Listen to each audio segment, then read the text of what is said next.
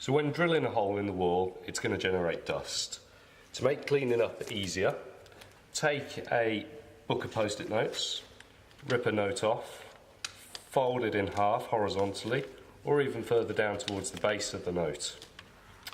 Stick the post-it note to the wall, just underneath where you shall be drilling the hole, and continue to drill. As you can see, the dust from the brickwork collects on the note, making it much easier to tidy up after you finish drilling the hole.